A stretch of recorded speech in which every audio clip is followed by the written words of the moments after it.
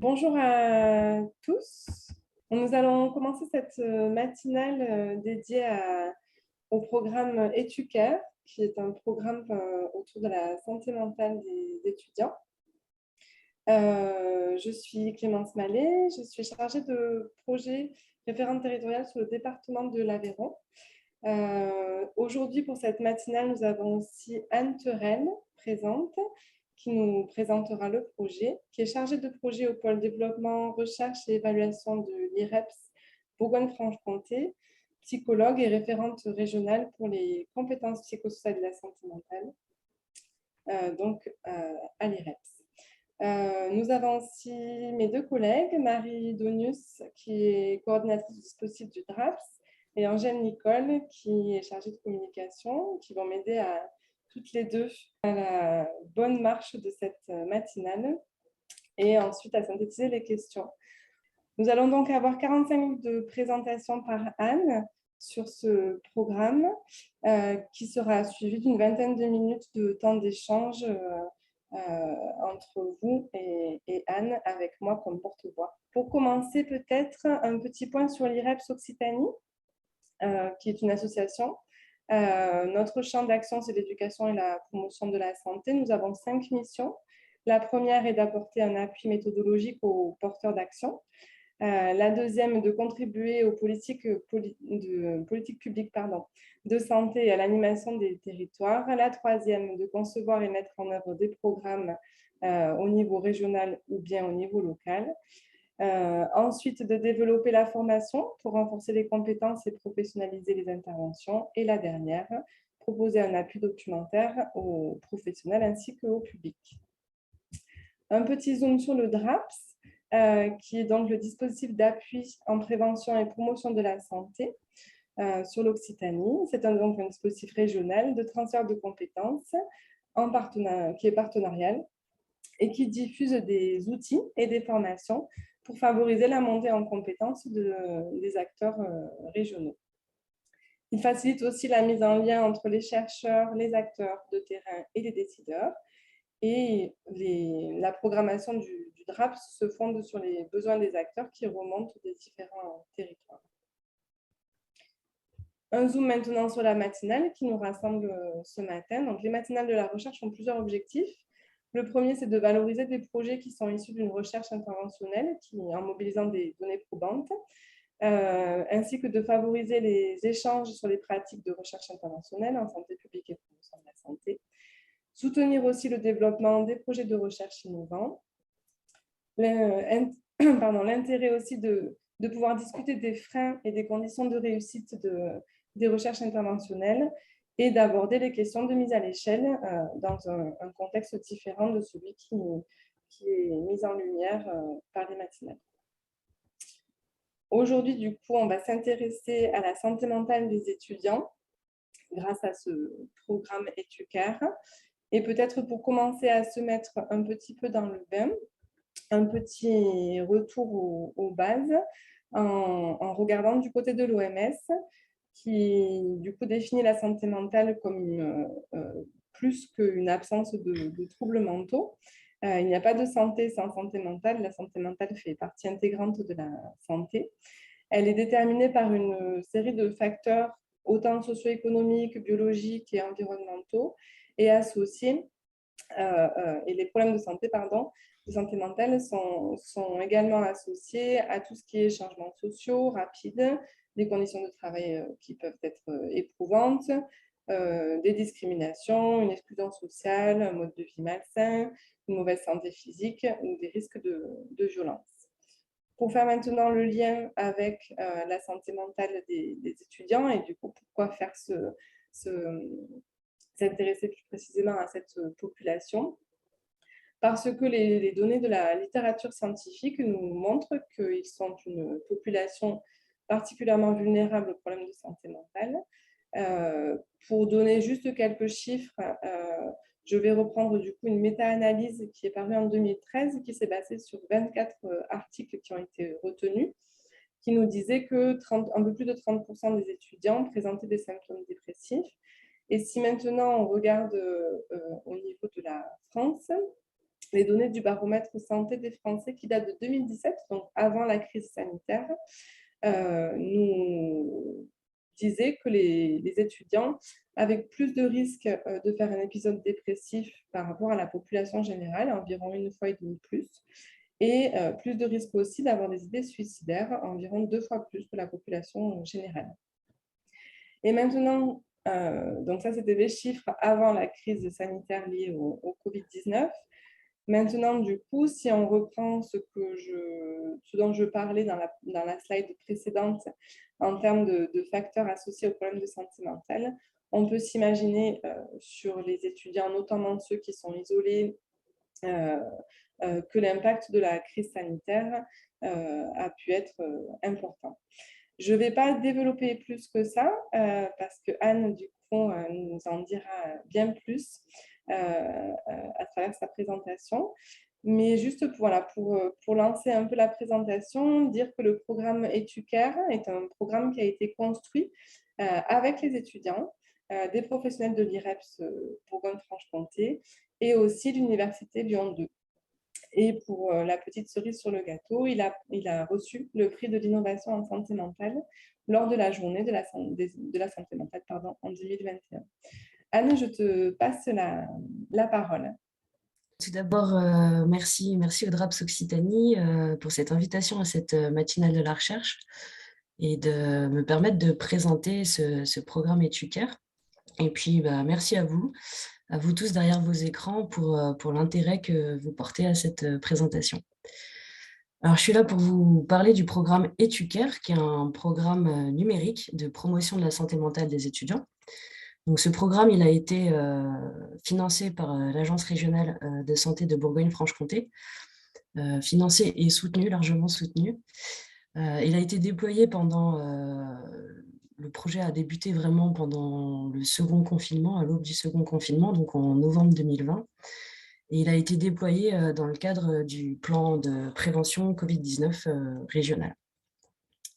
Alors tout d'abord, comme tu le disais Clémence, pourquoi s'intéresser à la santé mentale des étudiants? Eh bien on le sait, les étudiants sont une population vulnérable en ce qui concerne les problèmes de santé mentale. En fait, au quotidien, ils vont subir un certain nombre de facteurs de stress, tels que la pression de la réussite universitaire par exemple, ou encore l'adaptation à la nouvelle vie étudiante, c'est notamment le cas pour les nouveaux étudiants en première année. Encore l'isolement social, la précarité, ça peut être le déséquilibre entre vie privée et études, ou encore la pression du temps avec le cumul souvent d'un emploi en plus des études. Alors les recherches montrent que ces étudiants ont du mal à faire face à ces exigences, à ces facteurs de stress, et que même en circonstances normales, c'est-à-dire même hors crise pandémique, ils ne possèdent souvent pas les ressources personnelles pour y faire face. Alors, tous ces facteurs de stress, bien sûr, vont avoir des conséquences négatives sur leur santé mentale et ils peuvent également avoir des conséquences à long terme sur leur vie d'adulte. Les études au niveau international montrent qu'environ 1 étudiant sur 3 serait concerné par un problème de santé mentale. Et ce qu'on sait également, c'est que les étudiants universitaires sont plus touchés par ces problématiques que les jeunes du même âge non étudiants.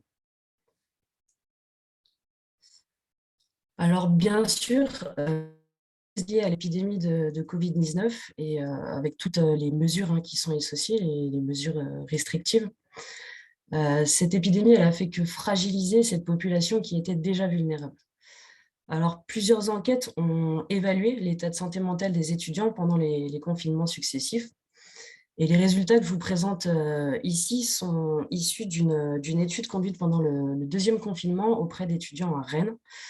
Et donc, cette étude, elle révèle que, donc, au moment des mesures pendant le second confinement, 63% des étudiants présentaient à cette période les symptômes d'une détresse psychologique sévère, 23% des symptômes dépressifs, 38% des symptômes anxieux, 57% souffraient d'isolement social, et encore à cette période, environ 70% étaient concernés par un trouble du sommeil. Alors le problème, c'est qu'on observe en plus dans cette population un faible recours aux soins. Donc, selon les études, ce qu'on observe, c'est qu'environ 50 à 70% des étudiants qui sont en souffrance psychologique, qui sont en détresse, ne vont pas consulter de professionnels de la santé mentale. Donc, une première étape du projet, ça a été de s'intéresser, d'évaluer ce recours aux soins parmi les étudiants. Donc, avec l'IREPS, on a commencé par conduire une enquête auprès des étudiants de Bourgogne-Franche-Comté pour évaluer ce recours aux soins. Donc, en utilisant une méthodologie de sondage. Donc, on leur a fait passer un sondage via nos relais du Crous qui ont été particulièrement impliqués et efficaces dans ce projet. On leur a fait passer un sondage tout simplement d'abord en leur demandant ce qu'ils faisaient en cas de problème d'ordre émotionnel ou psychologique. Donc 62% des étudiants nous ont répondu simplement attendre que ça passe. 55% nous disent en parler à un ami. Environ 20% rechercheraient de l'aide sur Internet et seulement 7% rapportent consulter un psychologue ou un professionnel de la santé mentale. Alors, je ne l'ai pas indiqué ici, mais on pense souvent que le médecin généraliste est un des premiers recours. Les chiffres étant encore plus bas, hein, c'est seulement 3%, je crois, des étudiants qui nous disent en parler à leur médecin généraliste. Donc, suite à ce premier sondage, on a essayé de comprendre quels étaient les freins, les barrières au recours aux soins. Donc, toujours via une méthodologie de sondage. Alors, qu'est-ce que nous a appris ce sondage ? 53% des étudiants nous ont dit ne pas consulter parce qu'ils voulaient résoudre le problème par eux-mêmes. Donc, c'est vraiment le frein principal à la consultation dans cette population. 48% également parce qu'ils n'étaient pas à l'aise, ils ne voulaient pas parler de leurs sentiments, de leurs pensées à quelqu'un. 48% également pour des raisons financières. Alors, c'est ce qu'on pensait en premier lieu être la première raison du faible recours aux soins. C'est d'ailleurs la première raison aussi identifiée par le gouvernement qui, heureusement, a mis en place de nouvelles mesures pour cette gratuité des soins avec le remboursement des consultations psychologiques. Alors après, bon, on a tous notre avis sur cette, sur cette question, la manière dont ça a été fait. Mais voilà, on voit bien que c'est une première étape qui répond à un frein, mais on voit avec ce sondage qu'il y a d'autres freins et donc d'autres types d'actions qui peuvent être mises en place pour faciliter ce recours aux soins. Également, 33% des étudiants nous ont dit ne pas consulter pour des raisons d'organisation avec leurs autres responsabilités, leurs autres contraintes, des questions d'emploi du temps. Et enfin, 27% ne savaient même pas où trouver de l'aide. Également, sur ce sondage, on a posé pas mal... donc ça, c'est vraiment les 5 premiers freins qui sont ressortis de ce sondage. On avait d'autres items, d'autres questions qui portaient sur tout ce qui est lié aux freins liés au tabou de la santé mentale. Donc, comme le fait d'avoir honte, d'avoir peur de ce qu'allait penser sa famille, ses amis, ou encore le fait d'être perçu comme quelqu'un de faible ou de fou.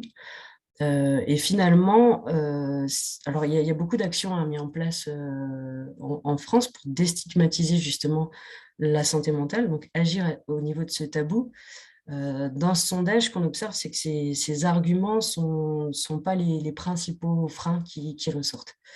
Bon, alors bien sûr, hein, il peut toujours y avoir on va dire un biais de réponse, dans le sens où les étudiants qui ont participé au sondage étaient donc intéressés par cette thématique de santé mentale et étaient peut-être moins concernés par ce problème de tabou. Mais bon, bref, ce sondage nous a donc apporté pas mal déjà d'informations sur des pistes, comment agir auprès de ces étudiants pour les aider à prendre soin de leur santé mentale. Donc face à ces freins, ces barrières, vraiment la question restait comment améliorer la santé mentale des étudiants. Et bien tout simplement, déjà une solution consiste à agir avant qu'il y ait un problème, donc avant qu'il y ait besoin de soins. Et ça, ce type d'action, ça correspond à ce qu'on appelle les actions de prévention, ou encore avant la prévention, de promotion de la santé mentale. Alors pour mieux comprendre tout ceci, ce qu'est la santé mentale ou la promotion de la santé mentale, je vais tout simplement revenir déjà sur des définitions de base. Alors tout d'abord, qu'est-ce qu'est la santé mentale ? La santé mentale, elle peut vraiment être définie comme un état d'équilibre entre les obstacles, les exigences que l'on va rencontrer, auxquelles on doit faire face au quotidien, et puis les ressources dont on dispose pour y faire face. Et cet état d'équilibre, il va varier du mal-être au bien-être, et ce, tout au long de la vie. Alors aujourd'hui, en psychologie de la santé, un consensus semble se faire autour d'un modèle bidimensionnel de la santé mentale. Donc la première dimension, elle représente l'absence ou la présence de symptômes de souffrance. Donc ces symptômes de souffrance, ça peut être des symptômes de dépression, d'anxiété généralisée, d'addiction, d'insomnie. En fait, cette dimension, elle comprend toute la fourchette des symptômes, on va dire, de souffrance de faible intensité, des symptômes donc négatifs légers, par exemple une tristesse passagère, à des symptômes de haute intensité, donc des symptômes qu'on va appeler de niveau clinique, tels que par exemple un épisode de dépression majeure. Alors souvent, pour les gens, la santé mentale, ça s'arrête là. Ça s'arrête à cette dimension de troubles psychologiques. Et on pense, il y a un trouble, on va pas bien, il n'y a pas de trouble, on va bien. Donc, la santé mentale, elle dépasse vraiment cette définition, puisqu'elle intègre une seconde dimension. Et cette dimension, elle représente l'absence ou la présence de signes positifs de santé mentale. On va parler de symptômes positifs. Et derrière ces symptômes positifs, on entend des facteurs, par exemple, de bien-être émotionnel. Donc, ça peut être l'expérience d'émotions positives, la satisfaction de vie, également un bien-être psychologique. Donc, ça peut être, par exemple, l'acceptation de soi, la croissance personnelle, le sentiment d'autonomie, le sentiment de compétence. Et puis également un bien-être social, le fait de se sentir accepté, le fait de sentir qu'on contribue à la société, le fait de se sentir intégré socialement. Donc, tous ces facteurs sont indicateurs d'une bonne santé mentale et une bonne santé mentale qui permet de mener une vie épanouie. Donc, comme je vous le disais, trop souvent, on pense qu'être en bonne santé mentale, ça signifie n'être concerné par aucun trouble psychique. Or, en fait, on peut être en bonne santé mentale alors qu'on vit avec un trouble psychique. On peut par exemple ressentir un certain bien-être mental grâce à des relations sociales soutenantes, constructives, satisfaisantes, une activité professionnelle épanouissante, une bonne estime de nous-mêmes, et pour autant, être concerné par exemple par un trouble bipolaire. De même, une personne peut ressentir un certain mal-être sans pour autant être concernée par un trouble psychologique. C'est par exemple le cas quand on vit un événement de vie déstabilisant comme une séparation, un deuil, ou encore l'annonce d'une crise pandémique. Alors, la santé mentale est influencée par un ensemble de facteurs. On va parler de déterminants, et ces déterminants, on peut les regrouper sous 3 grandes classes. Donc, la première classe, elle regroupe des déterminants, on va dire, d'ordre individuel et psychologique. Donc, par exemple, ça va être notre capacité à gérer le stress, à gérer les émotions, ça peut être nos compétences relationnelles. Donc, toutes ces compétences, on peut les regrouper sous le terme plus large de compétences psychosociales. Ça peut être également notre santé physique. Il y a des déterminants qui sont liés au tissu relationnel, socio-économique. Donc, par exemple, la qualité du soutien social perçu, ou encore le chômage, la précarité vont faire partie de ces déterminants. Et puis enfin, on a des déterminants qui sont liés au contexte politique, au contexte sociétal. Donc, par exemple, une politique qui favorise l'accès à la nature, l'organisation du système de santé, ou encore la politique culturelle. Tous ces facteurs vont avoir une influence sur notre santé mentale. Et donc, ce qu'il faut comprendre, ce qui est vraiment important ici, c'est comprendre qu'en agissant sur ces déterminants, on agit sur la santé mentale. Donc, le programme Éducare, il agit vraiment sur la première catégorie de déterminants dont je vous ai parlé. Donc, il s'agit vraiment de renforcer les ressources psychologiques et individuelles. Alors, que nous dit la science sur les interventions efficaces en prévention et en promotion de la santé qui agissent au niveau de ces déterminants individuels? Eh bien, les recherches montrent que les interventions psychologiques qui sont basées soit sur les thérapies cognitivo-comportementales, soit sur la psychologie positive, elles sont efficaces. Et alors, elles sont efficaces qu'elles soient données en face à face, en atelier de groupe, mais également en ligne sur Internet. Et donc, ces interventions, elles permettent d'une part d'améliorer le bien-être psychologique des individus et d'autre part de diminuer les symptômes de stress, de dépression, d'anxiété. Donc, c'est vraiment des interventions qui permettent d'agir, comme on vient de le voir, sur les deux dimensions de la santé mentale. Alors, qu'est-ce qu'il y a derrière ces termes un peu barbares de thérapie cognitivo-comportementale et de psychologie positive? Eh bien, on va voir ça brièvement. Donc déjà, les TCC, donc thérapie cognitivo-comportementale. Donc, l'approche des TCC, elle propose qu'il existe une interrelation entre nos pensées, nos émotions et nos comportements. En fait, nos pensées, nos croyances, nos interprétations des situations, elles vont avoir une grande influence sur nos émotions et sur nos comportements. Et nos comportements, c'est-à-dire ce que nous faisons, vont avoir un rôle crucial dans le maintien ou la modification de nos états psychologiques et émotionnels. Et ce que suppose cette approche, c'est qu'en apportant simplement des changements à une de ces composantes, cela aura des répercussions sur toutes les autres. Donc, on peut concevoir la TCC comme une forme d'entraînement à penser et à agir de façon mieux adaptée. En fait, ce qu'elle suppose, c'est que ce cercle, cet enchaînement entre nos pensées, émotions, comportements, par répétition, c'est un cercle appris. Et ce que suppose les TCC, c'est qu'on peut désapprendre. On peut désapprendre pour réapprendre un cercle plus fonctionnel, changer un cercle, une association dysfonctionnelle en quelque chose de plus fonctionnel. Donc, je vais prendre quelques exemples pour illustrer. Ici, donc je vais vous parler un peu de la dépression et des pensées, émotions, comportements associés chez une personne qui présente des symptômes dépressifs.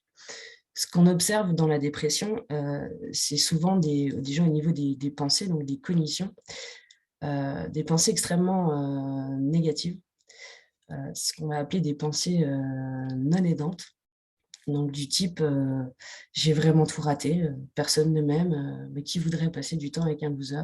Donc voilà, vraiment des pensées très, très négatives envers soi-même.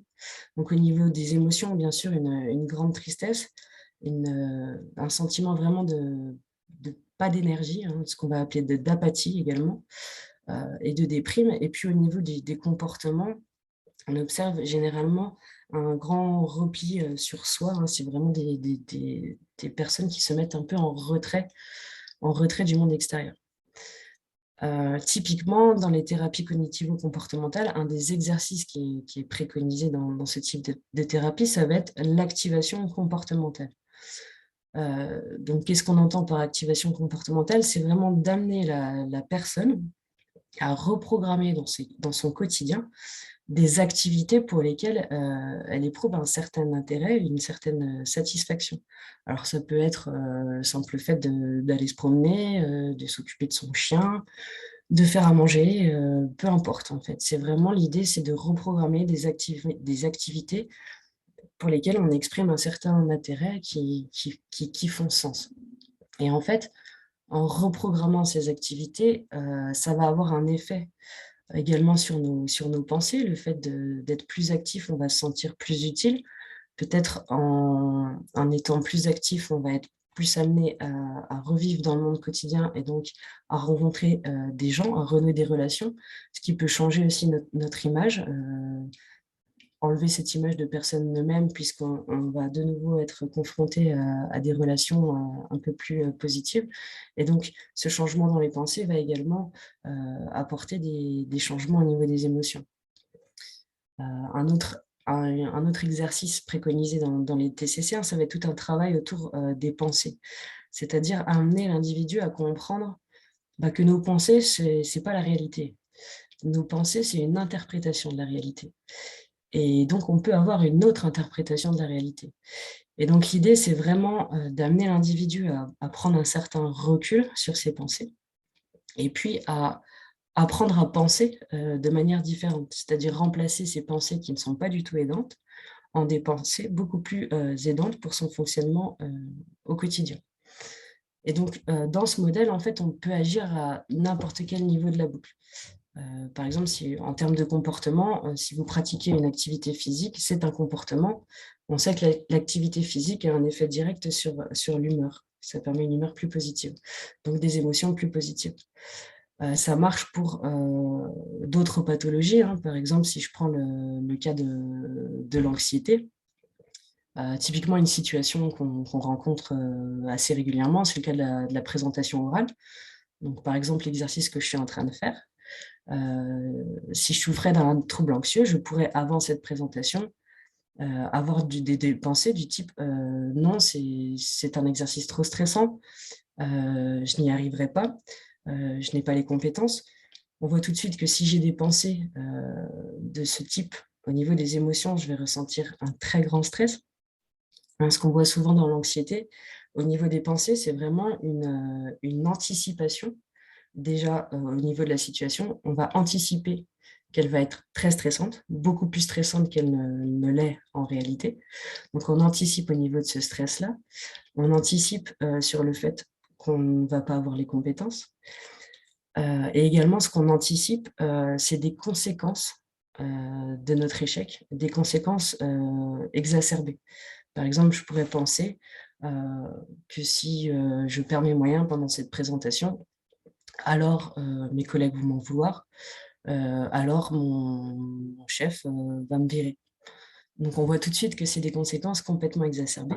Quoique je n'ai pas demandé à mon chef quelles seraient les conséquences si je me loupais aujourd'hui. Mais bon, on voit qu'il y a peu de probabilité que ça arrive. Donc on voit donc vraiment l'influence des pensées sur le stress. Et puis, forcément, face à une situation stressante, un des comportements qui est très souvent observé dans l'anxiété, c'est l'évitement. Donc, c'est le fait de fuir, d'éviter la situation. Donc là, typiquement, j'aurais pu annuler cette conférence pour ne pas y être exposée. Donc, encore une fois, avec cette approche TCC, on peut travailler au niveau des comportements. Donc, typiquement, un exercice de TCC très connu, c'est l'exposition. Donc, c'est amener la personne à faire face aux situations anxiogènes.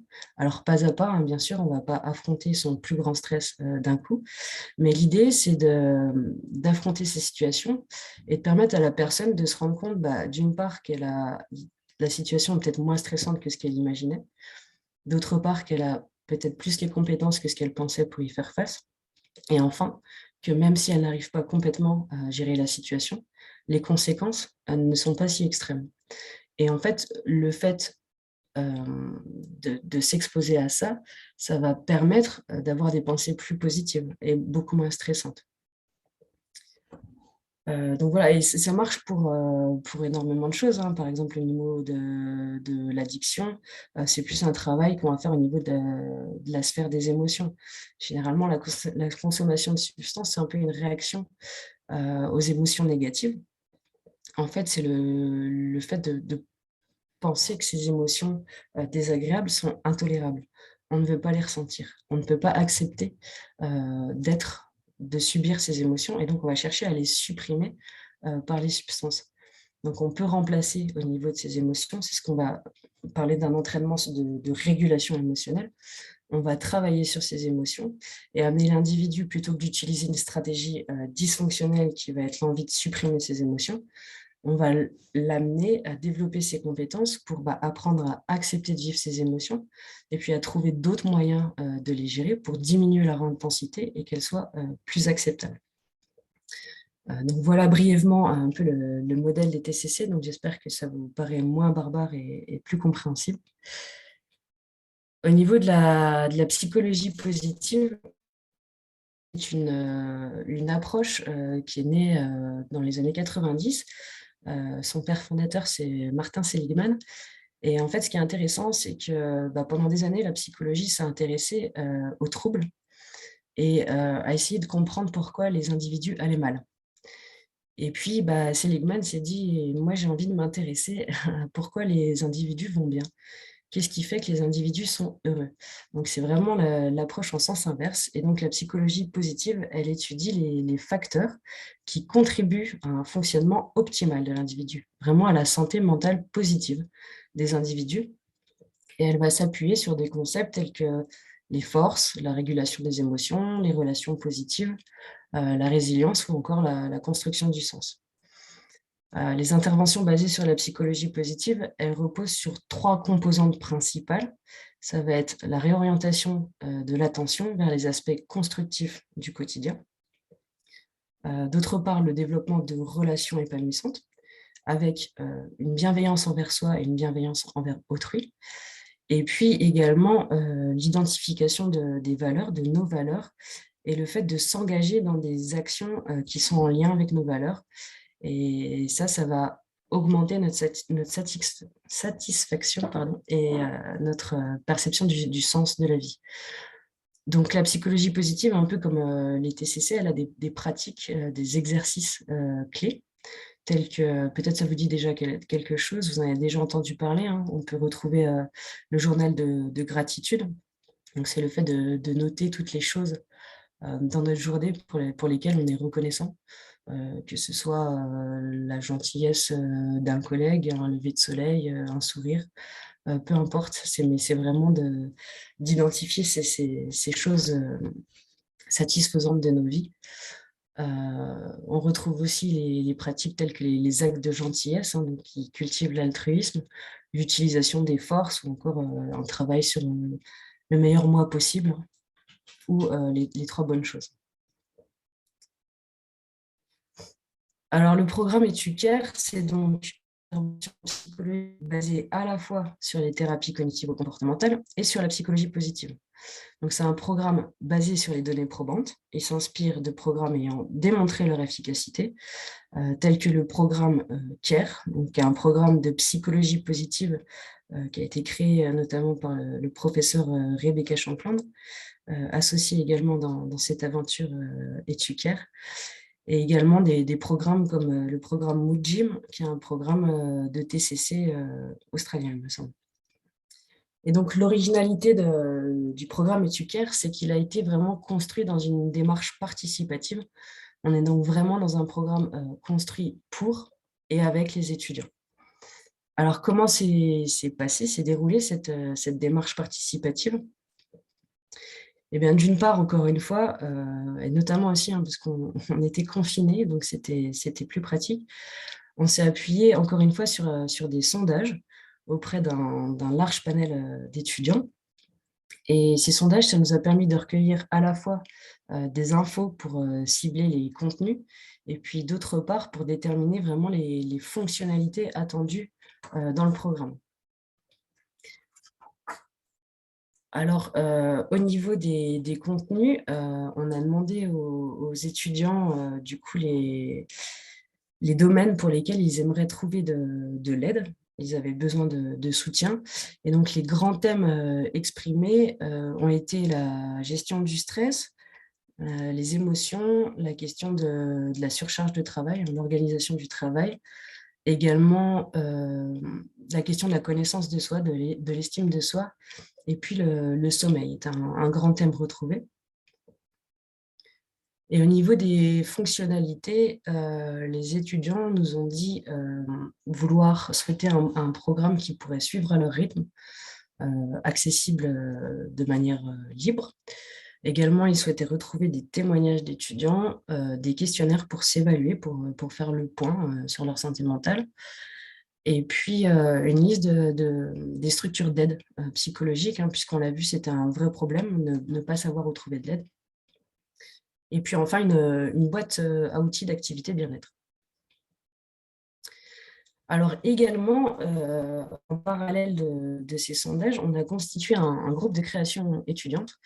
Ici, l'objectif, c'était vraiment de définir le nom du programme, de trouver un logo, une charte graphique, des slogans un peu associés à ce programme, et puis également de définir plus précisément les contenus, c'est-à-dire vraiment le niveau d'information, la navigation dans les modules, ainsi de suite. Alors, ce que je vous montre là tout de suite, c'est vraiment des exemples issus de ces groupes de création. Alors, bien sûr, ils ne sont pas sortis tels quels, les logos, hein. Ils ont été retravaillés par notre brillante chargée de communication, Laure Cousin. Mais dans l'idée et les slogans, c'est vraiment le travail issu des groupes de création étudiante. Alors, ces logos, après, ils ont été soumis au vote plus général vraiment de tous les étudiants de Bourgogne-Franche-Comté. Et il y a à peu près 350, presque 400 étudiants qui ont voté pour choisir le logo, le nom du programme qu'ils préféraient. Alors, on a vraiment failli se retrouver avec un programme qui, qui s'intitulait Docteur Sushi. Avec lui, j'apprends à gérer mes soucis. Mais Etucare a quand même remporté la bataille. Donc, concrètement, le programme Etucare, c'est quoi? Le programme Etucare, il est composé de 8 modules e-learning. Donc, c'est vraiment des modules en auto-apprentissage. C'est entièrement numérique, disponible sur notre plateforme d'apprentissage en ligne et puis accessible gratuitement sur simple inscription.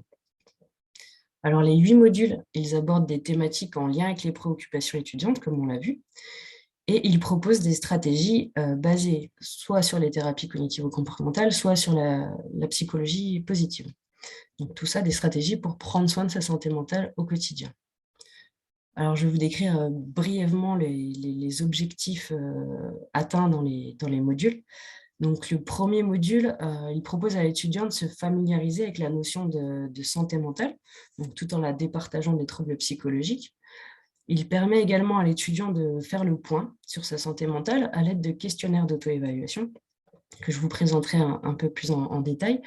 En gros, ça permet à l'étudiant de se tester et de savoir s'il présente des symptômes dépressifs, anxieux, et ainsi de suite.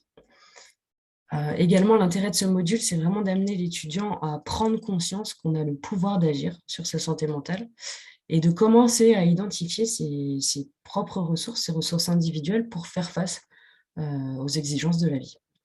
Alors, le module 2, il aborde la question du stress et il amène l'étudiant à comprendre d'une part ce qu'est le stress et puis comment il se manifeste chez soi. Également, ça va permettre à l'étudiant d'apprendre à identifier ses propres stresseurs, ses sources de stress au quotidien, et puis bien sûr d'expérimenter différentes stratégies pour gérer le stress. Dans le module 3, on amène l'étudiant à comprendre comment fonctionne la procrastination, c'est-à-dire notre tendance qu'on partage tous à remettre les choses à plus tard. Et puis, bien sûr, à découvrir comment la surmonter à l'aide de stratégies pratiques. Dans le module 4, on aborde la question du sommeil, donc comprendre ce qu'est le sommeil, quelles sont les grandes fonctions du sommeil, et puis également découvrir les causes et les conséquences de l'insomnie. Dans ce module, l'étudiant peut également évaluer ses habitudes de sommeil au quotidien, et puis encore une fois, découvrir des stratégies pour améliorer son sommeil, ou retrouver un sommeil de qualité. Dans le module 5, il s'agit ici de travailler sur l'estime de soi. Donc, on amène vraiment l'étudiant à identifier ses forces, à en prendre conscience, et puis également à les cultiver au quotidien. L'idée, c'est de l'amener aussi à découvrir des moyens pour prendre soin de soi en accord avec ses valeurs, comme on l'a vu tout à l'heure, voilà, et de travailler autour de ses forces. Alors, dans le module 6, on aborde plus largement la question des émotions, que ce soit la colère, l'anxiété, la frustration, l'ennui, sont toutes des émotions qu'on a ressenties, qu'on continue sûrement de ressentir de manière exacerbée pendant cette crise. Et l'idée ici, c'est d'amener l'étudiant à mieux comprendre ses émotions, à avoir plus conscience des émotions qu'il peut ressentir au quotidien et d'être à l'écoute du message que nous transmettent nos émotions. Également, c'est d'apprendre à gérer ces émotions négatives avec bienveillance, avec des stratégies adaptées, fonctionnelles.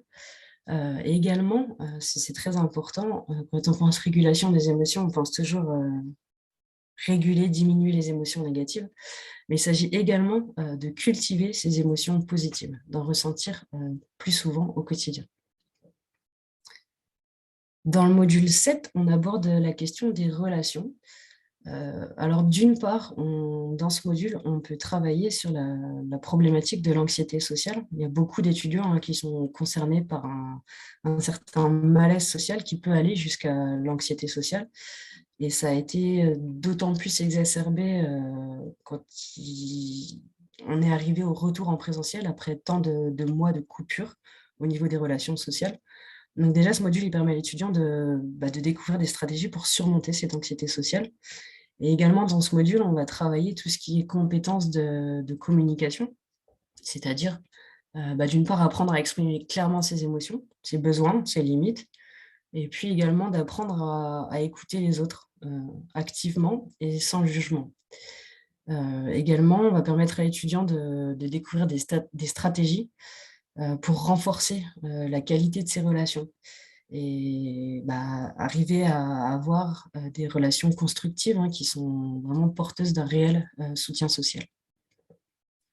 Et enfin, dans le module 8, c'est un peu un module de synthèse où l'étudiant va pouvoir faire le point sur les forces individuelles, psychologiques qu'on peut cultiver au quotidien pour renforcer son bien-être psychologique. Et puis également, l'idée, c'est d'arriver à identifier les stratégies qui marchent pour soi afin d'établir un plan d'action pour continuer de prendre soin de sa santé mentale au quotidien. Donc, chaque module est constitué de 3 grandes parties. Une première partie qui consiste à s'informer, une seconde partie qui permet de mieux comprendre son propre fonctionnement psychologique, et puis enfin une dernière partie où on va retrouver toutes les différentes stratégies pratiques pour agir sur sa santé mentale.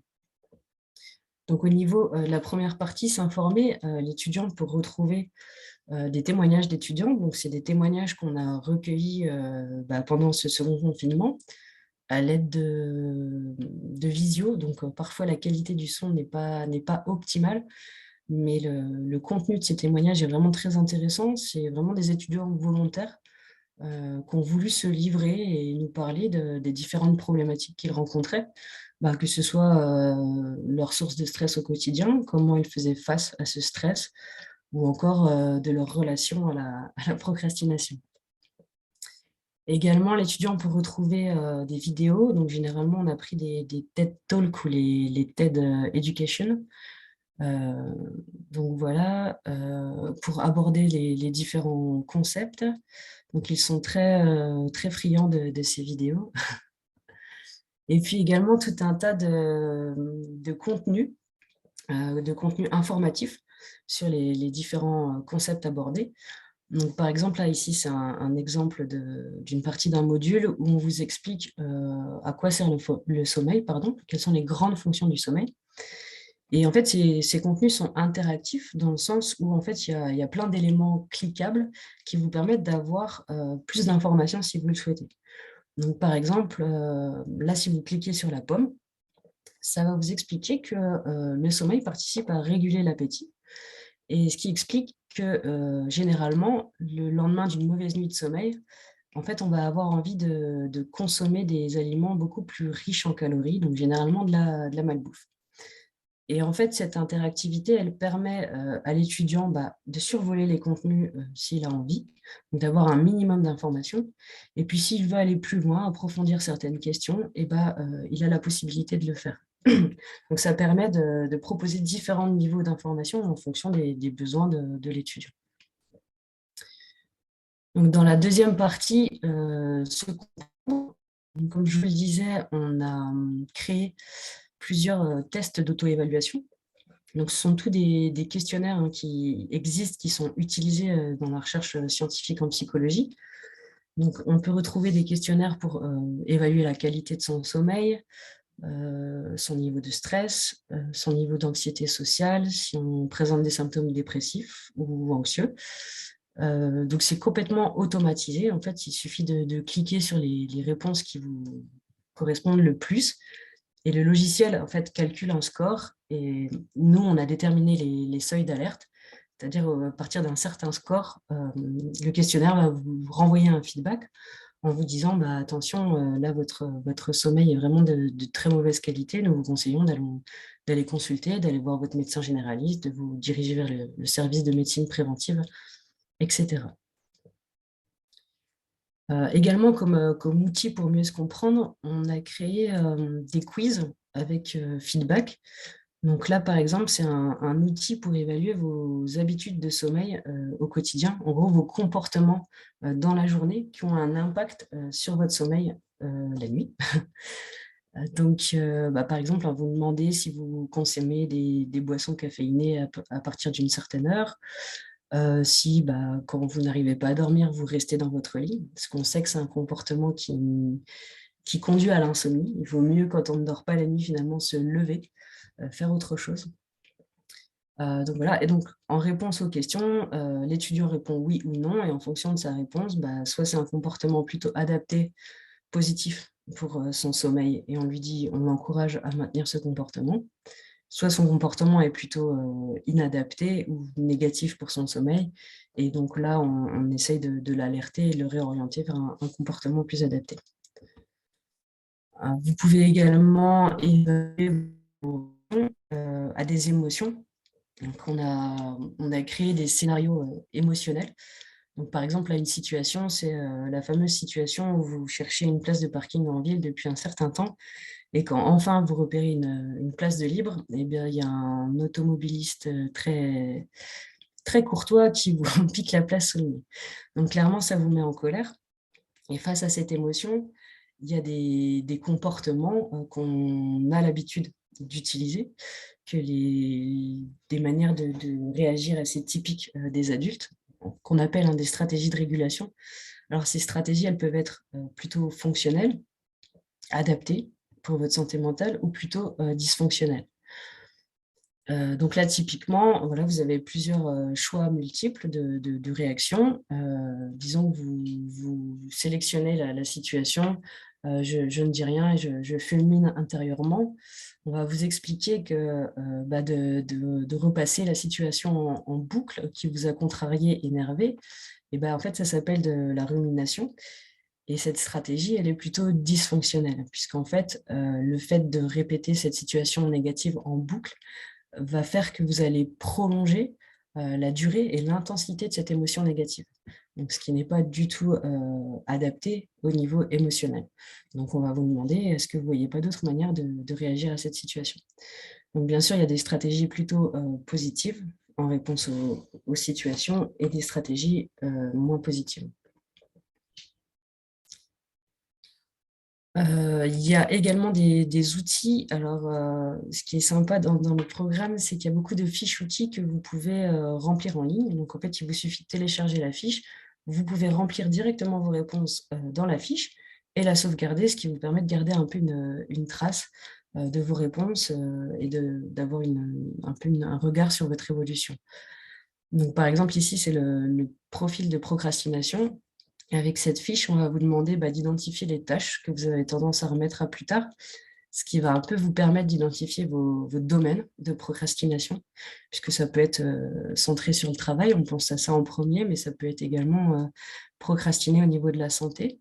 Hein, on l'a vu pour la vaccination, il y a un bon nombre de personnes qui ne se faisaient pas vacciner, pas par conviction, mais par procrastination. Donc voilà, identifiez ce que vous remettez à plus tard, ce que vous allez faire à la place de procrastiner, et puis également quels sont les prétextes, les excuses que vous utilisez pour procrastiner. On a tous des arguments qui ne tiennent pas la route, comme le fait de penser qu'on fonctionne mieux sous pression, ou qu'on a encore le temps, que ça ne presse pas, ce genre de choses. Et en fait, une des stratégies pour sortir de la procrastination, ça va être de remettre en question ces excuses. Et enfin, dans la dernière partie des modules, on va retrouver tout un tas de stratégies pour agir. Alors, dans le premier module qui aborde la question de la santé mentale, la ressource qu'on propose dans la section Agir, c'est une cartographie interactive des ressources, des structures d'aide et d'accompagnement psychologique disponibles dans la région. Donc, l'étudiant va juste cliquer sur son département de résidence, et quand il clique sur son département, ça va lui afficher un tableau qui répertorie vraiment toutes les structures d'aide à disposition des étudiants sur son territoire. Donc, merci à tous les partenaires qui nous ont donné justement toutes ces informations, qui nous ont aidés à répertorier les différents services existants, également les adresses de contact, les horaires. Enfin, ça a été un gros travail. Donc voilà une des premières ressources pour agir. Et puis également, comme je vous le disais, on a tout un tas de stratégies basées sur les TCC et la psychologie positive. Donc vraiment des stratégies variées, ça peut être par exemple pour gérer le stress, de la relaxation musculaire progressive, des méditations de pleine conscience, des exercices de cohérence cardiaque. Il y a des outils pour affronter le perfectionnisme, pour apprendre à se reconditionner au sommeil, des exercices pour essayer de projeter ses forces, comment on utilise ses forces face à un problème, des exercices de résolution de problèmes. Enfin, voilà. Il y a environ 40 stratégies variées disponibles dans le programme. L'idée, c'était vraiment de permettre à l'étudiant de se constituer une boîte à outils, d'identifier les stratégies avec lesquelles ils sont à l'aise, parce qu'il y a des stratégies, par exemple, il y a la méditation de pleine conscience, et pour d'autres, ça ne passe pas du tout. Donc vraiment, l'idée, c'est d'apprendre à identifier ce qui marche pour soi, les stratégies qu'on est vraiment capable de mettre en place au quotidien, pas celles qu'on fait une fois, puis après, on n'y revient pas, et vraiment de se constituer cette boîte de ressources pour pouvoir l'utiliser dès qu'on en a besoin. Et enfin, dans le programme, ce qu'on a réussi à implémenter, c'est ce qu'on appelle des stratégies un peu de gamification. Donc en gros, c'est un système de badges et vous pouvez collectionner 13 badges tout au long du parcours. Donc en fonction des activités que vous réalisez, des modules que vous finalisez, vous allez obtenir des badges. Donc, par exemple, si vous réalisez toutes les méditations de pleine conscience, vous allez obtenir le badge Mindful. Alors, avec ce programme, on a réussi à mettre en place une première étude d'acceptabilité. Donc là, l'idée, c'était de recueillir vraiment le ressenti, la satisfaction des étudiants vis-à-vis des modules. Donc, une fois que chaque semaine, on leur envoyait un module et après le module, on leur envoyait un questionnaire en leur demandant tout simplement de noter le module en termes de compréhension, d'utilité, le caractère agréable du module. Et puis, bien sûr, de nous laisser des commentaires, en fait, leur avis, tout simplement, sur ces modules. Donc, je vous ai mis quelques exemples de témoignages. Alors, ce sont des témoignages réels. Les prénoms, par contre, bien sûr, ne le sont pas. Donc, Léa qui nous dit « Pratique et utile, ce sont des stratégies que je peux utiliser pour n'importe quelle situation quotidienne. » Dimitri, des stratégies accessibles et des objectifs pas surévalués qui permettent de voir des progrès même petits rapidement. Ou encore Camille qui nous dit « Le programme permet de m'améliorer au quotidien. » Également, en partenariat avec un laboratoire de recherche en psychologie de l'Université de Bourgogne, on a réalisé une étude d'efficacité. Donc cette étude, elle suit un design expérimental pré et post, c'est-à-dire qu'on a recueilli des mesures sur les différentes dimensions de la santé mentale à un temps T0, donc c'était en février 2021. Suite à cette évaluation, les étudiants ont suivi le programme Étucare pendant une durée de 8 semaines. Et après ces 8 semaines, on a réévalué avec les mêmes questionnaires les différentes dimensions de la santé mentale. Ce qu'on a fait, c'est qu'il y a également un groupe contrôle, c'est-à-dire que pendant le temps où certains étudiants suivaient le programme Étucare, d'autres étudiants ne faisaient absolument rien, ce qui nous donne vraiment un point de comparaison par rapport à l'évolution, on va dire, naturelle de la santé mentale pendant cette période et l'évolution de la santé mentale pour des gens qui ont suivi le programme Étucare. Alors, qu'est-ce qu'elle nous a appris cette étude? Premièrement, quand on regarde les données en santé mentale en février 2021, donc chez ces étudiants de Bourgogne-Franche-Comté, on observe une prévalence assez élevée de troubles psychologiques, avec 34% des étudiants qui étaient concernés par une détresse psychologique sévère, 43% par la dépression, 54% par un trouble anxieux, 71% par un trouble du sommeil et 39% par une consommation d'alcool à risque. Alors, ces chiffres peuvent paraître énormes, mais quand on regarde les différentes enquêtes réalisées, que ce soit l'enquête Coviprev, les enquêtes du Centre national de résilience, les enquêtes iShare, quand on regarde un peu les étendues, on est vraiment dans des données similaires. à ce qui a pu être observé dans d'autres enquêtes. Et ce qui est intéressant également, c'est qu'on a regardé le recours aux soins chez ces étudiants. Et parmi les étudiants qui étaient en détresse psychologique sévère, seulement 37% rapportaient consulter un professionnel de la santé mentale. Alors ensuite, quand on s'intéresse à l'efficacité du programme, eh bien, les résultats montrent que les étudiants qui ont suivi le programme Éducare pendant les 8 semaines de l'étude montrent une amélioration significative de leur bien-être psychologique, c'est de l'ordre de 4 points sur l'échelle utilisée. En comparaison au groupe contrôle, dont le niveau de bien-être psychologique est resté vraiment stable durant la durée de l'étude. D'autre part, nous nous sommes intéressés vraiment spécifiquement aux étudiants qui présentaient en pré-test, donc T0 en février 2021, aux étudiants qui présentaient vraiment des symptômes cliniques d'un trouble psychologique. Donc, ce qu'on observe, c'est que parmi les participants qui présentaient les symptômes d'une détresse psychologique sévère en pré-test, il y a environ 43% qui présentent une amélioration clinique de leurs symptômes après avoir suivi le programme, contre 0% dans le groupe contrôle. De la même manière, parmi les participants qui présentaient les symptômes d'un trouble anxieux en pré-test, il y a 20% qui présentent une amélioration clinique de leurs symptômes après avoir suivi le programme, contre 0% encore une fois dans le groupe contrôle. Et enfin, au niveau de la consommation d'alcool à risque, c'est environ 29% qui présentent une amélioration clinique de ces symptômes après le programme Éducare, contre 0% également dans le groupe contrôle. Par contre, sur les autres dimensions, donc, on n'observe pas de différence significative entre les deux groupes. Donc, vraiment, on peut conclure, grâce aux résultats de cette étude, que le programme Éducare semble représenter une solution efficace pour promouvoir la santé mentale des étudiants. D'une part, en améliorant leur bien-être psychologique. Donc, si on revient à nos deux dimensions, donc d'une part, une amélioration du bien-être, on va dire des symptômes positifs de santé mentale, et d'autre part, une diminution de la prévalence des troubles, donc vraiment sur la dimension de souffrance mentale. Donc bien sûr, ces résultats encourageants doivent faire l'objet d'études de réplication plus rigoureuses méthodologiquement, et puis également sur un échantillon beaucoup plus représentatif, puisque là, on était vraiment sur un faible échantillon, hein. On arrive en post-test à 58 étudiants, dont 20 étudiants dans le groupe Éducare.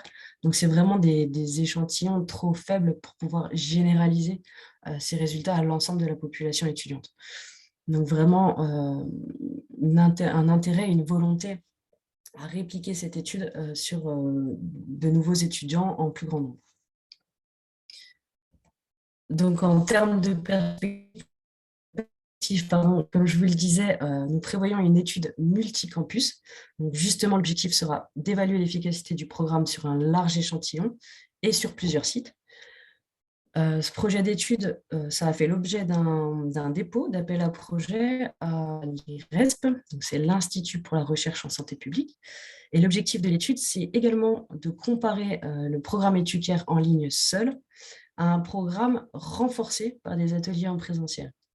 La question, c'est vraiment de savoir si le numérique peut se suffire à lui-même pour promouvoir la santé mentale des étudiants ou s'il doit être accompagné par des ateliers en présentiel. Et si oui, pour quels étudiants ?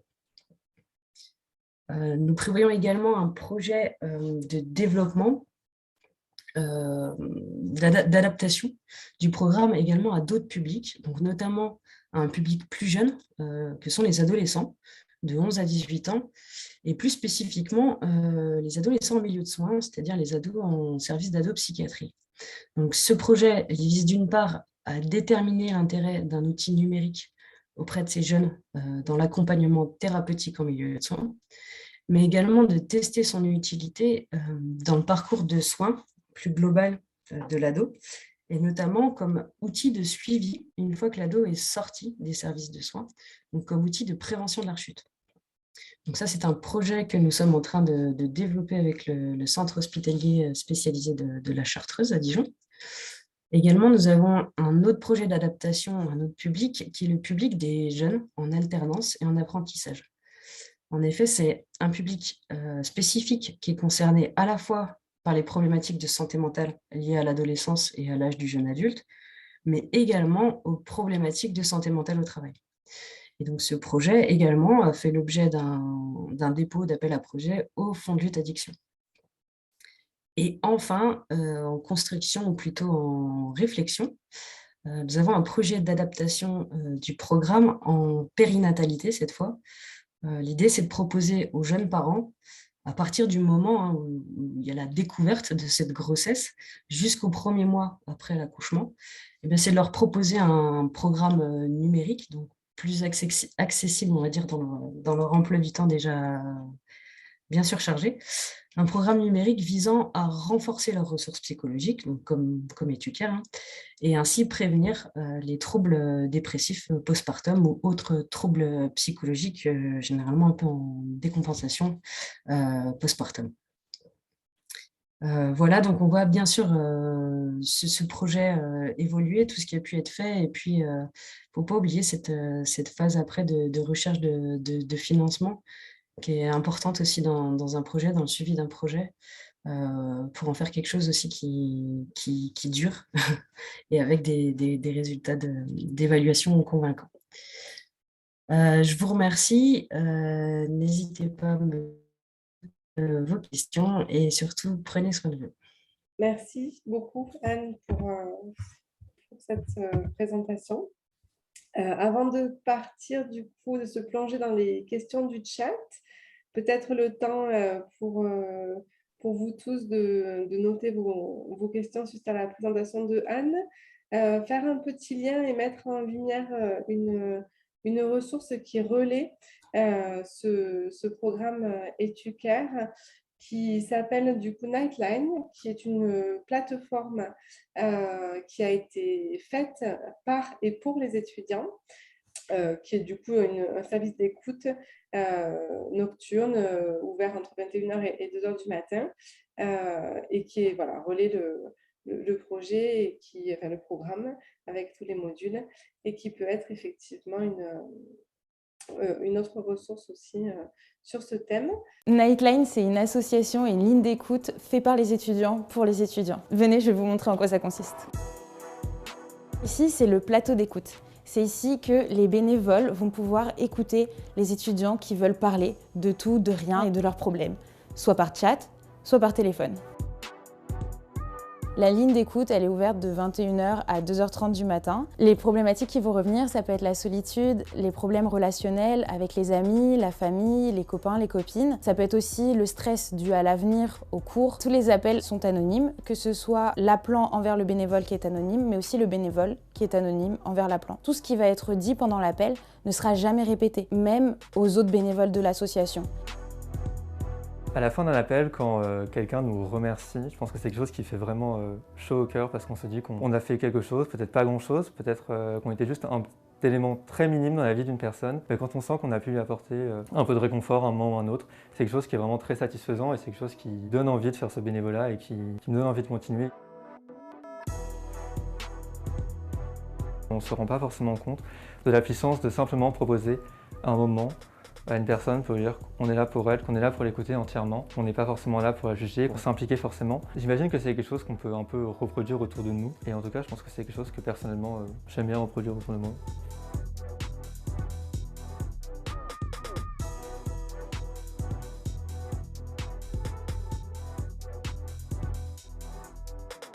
Merci Angèle. Et du coup, encore une fois, merci Anne pour ta présentation qui nous a fait naviguer dans ce programme et le découvrir. On va passer aux questions du chat. Il y en a quelques-unes. N'hésitez pas vraiment à continuer à les écrire tout au long de la discussion, et je me ferai le relais de ces questionnements. Donc, une première question sur la diffusion. Une personne qui demande si ce programme, il est possible de le proposer aux étudiants d'autres régions que la région Bourgogne-Franche-Comté. Oui, oui, tout à fait. Alors, je ne sais pas si vous l'avez bien vu, je l'ai pourtant bien placardé sur ma présentation. Il y a l'adresse du site de notre plateforme d'apprentissage en ligne, c'est e-learning ireps-bfc.org. Il suffit de vous rendre sur cette plateforme, de créer un compte, enfin de vous inscrire et vous avez accès au programme Éducare de manière vraiment libre. Donc c'est vraiment ouvert à tous les étudiants, même aux professionnels, hein, parce qu'il y a certains professionnels également qui sont inscrits pour utiliser des éléments du programme dans leur accompagnement avec les jeunes, pardon. Donc c'est vraiment ouvert à tous, il n'y a pas de limite. Aujourd'hui, on a à peu près 800 étudiants inscrits et ça dépasse vraiment la Bourgogne-Franche-Comté. On a de plus en plus d'étudiants qui nous viennent d'autres régions, grâce notamment aussi à cette possibilité d'action de promotion du programme, hein, pour sortir un peu de notre région. Merci Marie pour remettre l'adresse des connexions. Donc voilà, il suffit vraiment de vous rendre sur ce site et de créer un compte pour avoir accès au programme Éducare. Oui, et puis même ça dépasse, c'est en train de dépasser le niveau national, on en est ravis avec ces derniers temps des connexions qui nous viennent de Belgique et du Canada. Donc voilà, pas de souci, ouvert à tous. Merci. Peut-être la question suivante, une personne qui demande quels sont les premiers relais que l'étudiant peut solliciter s'il souhaite bénéficier d'un accompagnement, notamment pour être accompagné dans la mise en place d'un suivi concret. Est-ce que c'était un peu en lien du coup avec les signaux d'alerte que tu as mentionnés? Si ces signaux d'alerte-là sont repérés suite aux auto-évaluations, est-ce qu'il y a des propositions envoyées individuellement à l'étudiant du type souhaitez-vous être mis en relation avec voilà. Alors, comme ressource directe, vraiment l'idée c'était d'équiper l'étudiant en termes de ressources identifiées. Donc, c'est vraiment l'idée de cette cartographie, que l'étudiant sache où aller. Mais on n'a pas de recommandations personnelles. C'est-à-dire qu'on ne peut pas proposer directement un suivi, enfin une personne de contact en fonction des résultats de l'étudiant. Donc ça va être plus des conseils généralisés, genre l'étudiant arrive on va dire au seuil d'alerte, on va lui envoyer un feedback en lui disant d'aller consulter, mais on n'a pas un contact spécifique en fonction de la localisation de l'étudiant. On n'a pas développé ces fonctionnalités assez poussées et aussi, on va dire, plus coûteuses en termes de développement. Et peut-être une question qui est un peu en lien avec cette question du suivi, et notamment individuel. Une personne qui demande comment la base de données des structures et d'accompagnement des territoires peut-elle être alimentée par les acteurs de terrain. Alors, c'est une vraie question, hein, parce que c'est vrai que aussi en sortant de la Bourgogne-Franche-Comté, on a plein de professionnels qui nous ont dit oui, mais du coup, votre cartographie, elle est valable que pour les étudiants de Bourgogne-Franche-Comté. Comment on fait pour les autres territoires? Donc nous, c'est vrai qu'on s'est beaucoup basé sur nos partenariats, les collaborations qu'on a avec les différents acteurs de terrain. Et on l'a alimenté via les retours en direct par mail, hein. Comme je vous le dis, on n'a pas des fonctionnalités hyper abouties en termes de développement. Donc, on a fait ça un peu peut-être à l'ancienne, mais c'est une vraie question, hein, cette alimentation des bases de données. Après, je vois là sur le projet de recherche qu'on a déposé en multicampus, typiquement, c'est des partenariats qu'on va nouer avec aussi d'autres IREPS qui peuvent faire exactement le même travail avec leurs relations sur le territoire pour récupérer un peu les informations des acteurs et pouvoir proposer ce type de cartographie. Mais on n'a pas quelque chose pour l'instant qui s'alimente en direct avec quelqu'un derrière qui actualise la base de données vraiment. Non, c'est beaucoup de temps et voilà, il y a des fonctionnalités, bien sûr, à améliorer, ce qui nous laisse plein de perspectives intéressantes. Merci pour cette réponse. Effectivement, quel challenge, même sur la durée, la mise à jour régulière, c'est effectivement beaucoup de temps. Peut-être une question plus sur l'évaluation. Tu as partiellement répondu peut-être. Une question, a-t-il été possible de mesurer des différences en termes d'efficacité du programme selon les modalités d'action entre distance et présentiel, ou alors en fonction des degrés d'interaction? Justement, c'est un peu tout l'objectif de l'appel à projet qu'on a déposé, qui est plus un appel à projet de recherche. Après, les résultats issus de la littérature scientifique sont parfois contradictoires. C'est que cette guidance, donc le fait d'avoir des ateliers en présentiel en plus du numérique, elle est parfois considérée comme positive dans le sens où ça améliore l'effet du programme. Donc, il y a un effet positif de la guidance, mais qui a souvent été observé, on va dire, dans des actions de prévention, donc où il y a déjà un peu la présence de troubles. Mais elle est moins observée quand on est vraiment dans la promotion, donc c'est-à-dire vraiment sur des étudiants sans signes, symptômes de souffrance. Donc, il y a vraiment une question d'évaluer l'effet de cette guidance. Et justement, c'est aussi l'objet du projet, c'est d'évaluer un peu ce qu'on appelle en anglais, la relation dose-réponse. C'est-à-dire à partir combien de séances en présentiel il faut pour vraiment améliorer l'efficacité de l'outil numérique. Est-ce que c'est 2, 3, 5, 8 comme le nombre de semaines du programme. Donc, c'est vraiment aussi quelque chose qu'on cherche à évaluer. Et puis, la dernière question qui reste justement par rapport à cette guidance, c'est est-ce qu'elle est efficace auprès de tous les étudiants ou est-ce qu'elle est vraiment spécifique auprès d'un certain type d'étudiants, par exemple les étudiants qui présentent au départ plus des symptômes cliniques de troubles psychologiques ou pas. Donc voilà, tout un tas de questions à tester. Donc on espère obtenir ce financement pour conduire cette recherche. Peut-être du coup une question qui arrive suite à ton éclairage à l'instant. Une personne qui demande une clarification par rapport à la recherche que tu mentionnes, les financements que tu mentionnes. Est-ce que vous recherchez un nouveau panel d'étudiants pour poursuivre? Et si c'est le cas, avec qui prendre contact pour relayer cela sur le terrain? C'est une dame qui précise qu'elle est formatrice dans une école en travail social. Merci pour la proposition. Pour l'instant, le projet, on l'a écrit du coup, en partenariat avec, donc c'est un projet qui regroupe 5 universités. Donc l'université de Poitiers, l'université de Grenoble, les universités de Lyon 1 et Lyon 2 et l'université de Bourgogne. Donc pour l'instant, logiquement, le panel d'étudiants seront des étudiants en fait inscrits dans ces universités où on a du coup déjà une personne référente pour organiser, mettre en place cette recherche. Mais voilà, on ne sait pas trop où ce projet va encore nous emmener et c'est chouette de savoir en fait qu'il y a des institutions, d'autres structures, des professionnels qui sont intéressés pour justement pour tester les choses et qu'on arrive vraiment à construire un outil qu'on sait efficace, qu'on sait qui s'implémente facilement, que les professionnels s'approprient aussi facilement, un outil viable sur le long terme. Merci. N'hésitez pas à écrire peut-être quelques dernières questions dans le chat. En attendant, s'il n'y a pas de nouvelles questions qui apparaissent, moi, je vais en poser une concernant la participation des étudiants.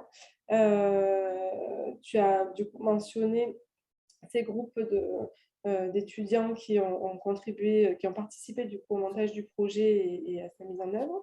Comment est-ce que vous avez fait pour mobiliser les étudiants et assurer leur participation effective sur le cycle du projet?